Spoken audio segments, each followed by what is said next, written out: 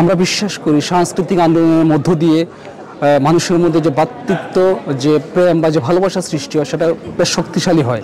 তো সেই বিশ্বাস থেকে আমরা বাংলাদেশের বলেন বা সারা পৃথিবীতে যা ঘটছে বা ব্রিটেনেও যা ঘটছে, সম্প্রদায় নামে ধর্মের নামে যে হানাহানি, সামাজিক যে বিভেদ, সেই বিভেদ ভুলে আমরা ঐক্যবদ্ধ হতে চাই, আমরা শক্তিশালী হতে চাই, আমরা ভালোবাসাময় একটা পৃথিবী চাই। সেই চেতনা থেকে, সেই ভালোবাসা থেকে, সেই বিশ্বাস থেকে আমাদের এই আয়োজন। আমরা প্রতি বছর সেটা করে থাকি সম্প্রীতি কনসার্ট, এবং ব্রিটেনের বিভিন্ন শহরে আমরা করে থাকি সেই কনসার্টটি, যাতে আমরা আমাদের ধর্মীয় ভেদাভেদ ভুলে, সামাজিক ভেদাভেদ ভুলে এক হতে পারি।